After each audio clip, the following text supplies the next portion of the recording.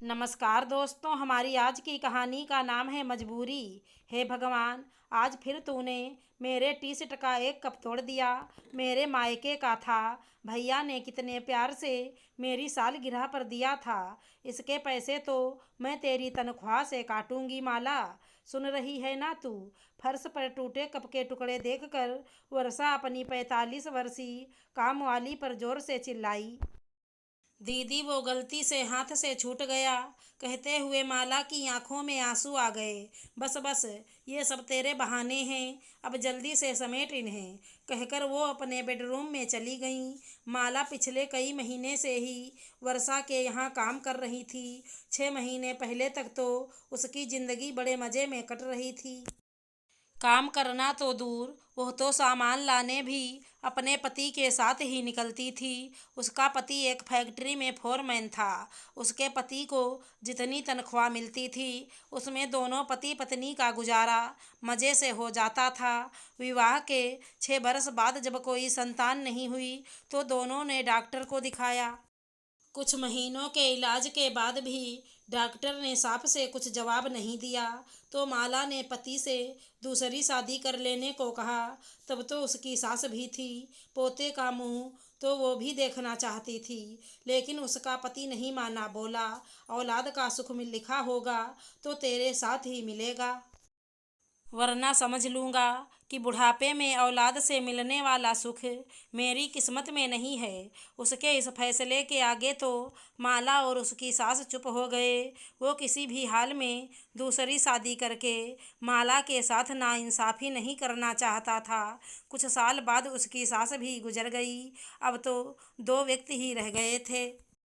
उम्र भी हो रही थी तो उसके पति ने अब ओवर टाइम करना छोड़ दिया। समय पर घर आ जाता, दोनों साथ बैठकर चाय पीते और दुनिया समाज की बातें करते। अपनी ज़िंदगी में दोनों बहुत खुश थे। किसी से कोई मतलब नहीं था, ना किसी की शिकवा ना शिकायत। पर कहते हैं ना, जैसे दिन के बाद रात आती है, वैसे ही जीवन में खुशियों के बाद दुखों के बादल भी छाने लगते हैं। माला की खुशी को भी ग्रहण लग गया। उसकी ज़िंदगी में तूफान आने वाला था। एक दिन उसका पति फैक्ट्री में मेन स्विच ऑफ करके किसी मशीन की सफाई कर रहा था। फिर न जाने कैसे किसी ने आकर स्विच ऑन कर दिया और मशीन में उसका दाहिना हाथ आ गया। वो दर्द से चीखा। लोग जब तक आते मेन स्विच बंद करते, तब तक तो उसका हाथ उसके धड़ से अलग हो गया था। उफ, उसकी पीड़ा! तुरंत उसे हॉस्पिटल ले जाया गया। माला साये की तरह अपने पति के साथ रही। दिन रात उसके जीवन की प्रार्थना करती रहती। 1 महीने तो उसका पति हॉस्पिटल में रहा, जिसका पूरा खर्चा फैक्ट्री के मालिक ने उठाया। लेकिन फिर घर आने के बाद भी जख्म भरने में समय लगा। शरीर के घाव तो धीरे धीरे भरने लगे थे, लेकिन मन के घाव उसके पति के सामने पूरा जीवन पड़ा था। उसे दिन रात यही चिंता खाए जाने लगी कि अब आगे क्या होगा, उसका अपाहिज जीवन कैसे चलेगा, माला अकेले सब कैसे करेगी। मालिक से मिली मुआवजे की रकम भी अब ख़त्म होने लगी थी। तब माला ने पति से कहा कि मुझे काम करने की इजाज़त दे दो। उसका पति निराश होकर बोला कि तू क्या काम करेगी? अब तक तो मैंने तुझे रानी की तरह रखा था, और अब तू कैसे? तब वो हंसते हुए बोली कि हम औरतों को भगवान ने बहुत शक्ति दी है, और फिर तुम तो हो ना मेरे साथ। यहीं कहकर उसने पहली बार अपने घर से बाहर कदम निकाला था। वो सोच रही थी, काम करे तो क्या करे। फिर उसने घरों में जाकर झाड़ू बर्तन करने की सोची। काम करने की आदत तो उसे नहीं थी।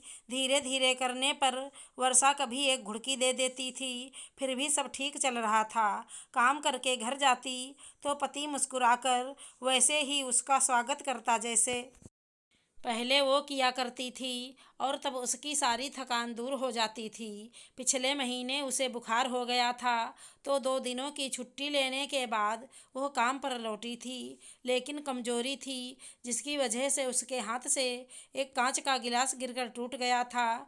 और अब ये कप, माला सोच रही थी, दीदी तनख्वाह में से पैसे काट लेंगी तो महीना कैसे चलेगा। उसके खुद के इलाज में ही काफ़ी रुपए खर्च हो गए थे। अभी तो उनकी दवा भी लानी है, कैसे होगा सोचकर उसकी आंखें नम हो गईं। अपनी आंखों के कोरों को पोंछते हुए उसने कप के टुकड़ों को उठाया और सिंक में पड़े बाकी बर्तनों को धोने लगी। इंसान कभी कभी कितना मजबूर हो जाता है। वक्त कहाँ से कहाँ ले आया माला को। क्या बात है वर्षा, क्यों उस बेचारी पर चिल्ला रही थी। वर्षा के पति संदेश ने पूछा तो बिफरे हुए अंदाज में बोली, चिल्लाऊंगी नहीं। आज फिर उसने एक कप तोड़कर मेरा एक नया सेट खराब कर दिया है। जानते हैं, वो टी शर्ट मेरे भैया ने दिया था, मेरे मायके का था। उसका पैसा तो ज़रूर काटूंगी, तभी इसकी अकल ठिकाने आएगी। हर दिन कुछ ना कुछ तोड़ देती है, पता नहीं दिमाग कहाँ रहता है। ये ठीक नहीं है वर्षा। एक कप के लिए तुम तो जानती हो कि उसका पति। बस बस, ज़्यादा तरफदारी करने की ज़रूरत नहीं है। 2 दिन के बाद माला ने वर्षा से कहा कि कल उसे पति को लेकर अस्पताल जाना है, इसलिए थोड़ी देर से आएगी। अगले दिन शहर से लौटते हुए संदेश अपने 2 मित्रों को भी चाय पीने के लिए घर में ले आए। बर्तन तो जूठे पड़े थे, तो वर्षा चाय पीने के लिए नया सेट निकालने लगी। उसने पहले 4 कप निकाले, फिर प्लेट निकालने लगी तो एक प्लेट हाथ से फिसल कर गिर पड़ी। छन्न की आवाज़ सुनकर संदेश किचन में आए और ज़मीन पर प्लेट के टुकड़े देखकर उनका पारा चढ़ गया। बोले, वर्षा क्या किया तुमने। मेरी दीदी ने गिफ्ट दिया था और तुमने तोड़ दिया। तुमसे तो कोई भी काम नहीं होता है, पता नहीं तुम्हारा दिमाग कहाँ रहता है। कोई काम ढंग से नहीं करती हो। पति के मुंह से अपने लिए नकारात्मक बात सुनकर वर्षा को रोना आ गया। अपने आंसू पीकर उसने चाय बनाई। मेहमानों के जाने के बाद वह फूट फूट कर रोने लगी। संदेश ने पूछा कि क्या हुआ, तो वो पति पर बिफर पड़ी। एक प्लेट के लिए कितना सुना डाला तुमने। ये भी ना सोचा कि घर में मेहमान बैठे हैं, कम से कम मेहमानों का तो ख्याल कर लेते। अरे दीदी का दिया हुआ टी शर्ट था, तो क्या हुआ, सेट फिर से आ जाएगा। यही तो मैं भी कह रहा हूँ वर्षा। मेरी जरा सी बात तुम्हें बुरी लगी तो जरा सोचो कि 2 दिन पहले एक कप टूट जाने पर तुमने माला को कितना सुना दिया था। यह भी नहीं सोचा कि उसकी तनख्वाह के आधे पैसे तुम रख लोगी तो वो दुखियारी कैसे सब करेगी। उसके घर के हालात तो तुम्हें पता है। वर्षा, कप हो या प्लेट, टूटने की चीज़ है, किसी से भी टूट सकती है। उसके लिए किसी को ऐसे डांटना नहीं चाहिए। मैं बस तुम्हें यही समझा रहा था। सॉरी संदेश, सच में मैंने माला के साथ बहुत बुरा किया है। कहते हुए उसने माला को फ़ोन करके कहा, आज तू मत आना, अपने पति का अच्छे से चेकअप करा ले। नहीं दीदी, वो पैसे नहीं मिलेंगे तो चिंता मत कर, तुझे पूरी पगार दूंगी। हंसते हुए वर्षा बोली तो संदेश को आज अपनी पत्नी दया, स्नेह और प्यार की एक मूरत नजर आने लगी। वो भी पत्नी को देखकर मुस्कुराने लगा।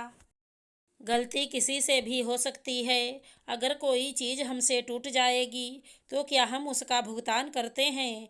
नहीं ना। तो अगर हमारे घर के नौकरों से कोई गलती हो जाए तो उनकी सैलरी से ना काटें। हर किसी की कोई न कोई मजबूरी होती है काम करना, वरना दूसरों के घरों में बर्तन मांजना कौन चाहेगा। आशा करती हूँ हमारी कहानी पसंद आई होगी। धन्यवाद दोस्तों।